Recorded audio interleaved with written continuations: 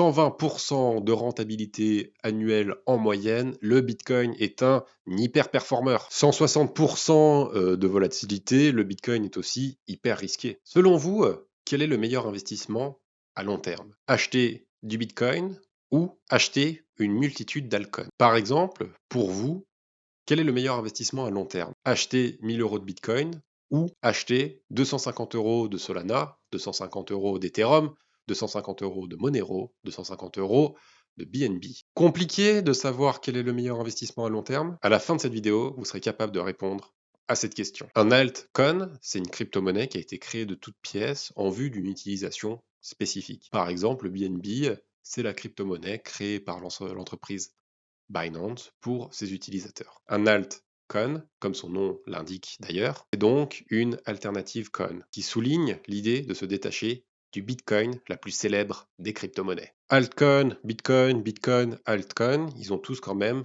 un profil d'investissement. Pour vous présenter ces profils d'investissement, je vais m'appuyer sur un recueil d'analyses, sécuriser un revenu passif qui doit être quelque part par là. C'est le chapitre 4. D'ailleurs, le recueil est libre d'accès. Je vous mets le lien dans la description, il suffit de cliquer dessus, mettre son mail et vous le recevez sous 24-48 heures totalement gratuitement. Le Bitcoin, il a le profil d'investissement suivant. Attention, toutes ces données sont calculées sur une période d'une douzaine d'années, c'est une période relativement courte, ce qui fragilise quand même sa fiabilité. 120% de rentabilité annuelle en moyenne, le Bitcoin est un hyper performeur. 160% de volatilité, le Bitcoin est aussi hyper risqué. Un indice de cyclicité inférieur à 1, 0,77. Le Bitcoin est donc légèrement décorrélé des cycles financiers traditionnels. Même si son profil est extrême, il reste quand même très équilibré. Pour aller chercher une unité de performance, il faut accepter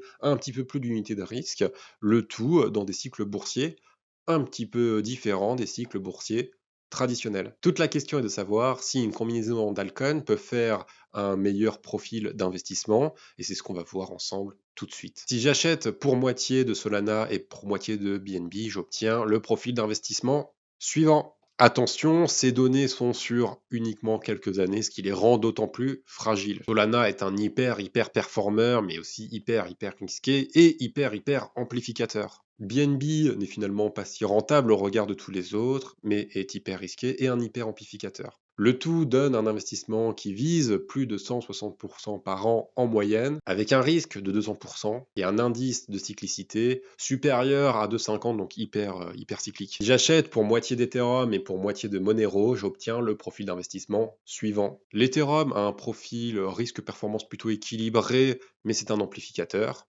Monero est très risqué, mais et ça c'est à noter, qu'elle a son propre cycle économique, puisqu'elle a un indice de cyclicité à 0,44. L'ensemble fait un investissement à long terme qui vise du 100% en moyenne, avec un risque de 120% et un indice de cyclicité qui se rapproche de 1.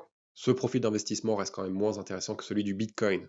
Enfin, si j'achète pour un quart de Ethereum, Monero, Solana, BNB, j'obtiens le profil d'investissement suivant. On arrive à un ratio de 1 pour 1, 130% de performance en moyenne visée pour un risque de 130%, mais on a un indice de cyclicité de 2. On voit que cette combinaison, elle reste quand même moins intéressante que celle du Bitcoin. Dans cet exemple, je me suis appuyé sur 4 altcoins hyper connus pour faire des combinaisons. Ça n'a pas fonctionné. Je pourrais continuer la démonstration avec d'autres altcoins, une vingtaine, une trentaine. La conclusion serait la même. Le profil d'investissement du Bitcoin est plus équilibré que n'importe quelle combinaison d'altcoins. J'ai bien conscience que cette vidéo est peut-être allée un peu vite, ne vous inquiétez pas, vous pouvez tout retrouver dans le recueil d'analyse, sécuriser un revenu passif quelque part par là. Voilà, ça vous donne un support écrit pour le relire à tête reposée. On se retrouve bientôt pour une nouvelle vidéo, je pense qu'on parlera de PEA, plan épargne en action. Dans l'intervalle, n'hésitez pas à vous abonner, à liker, à commenter, je réponds à toutes les questions. Allez sur ce, ciao!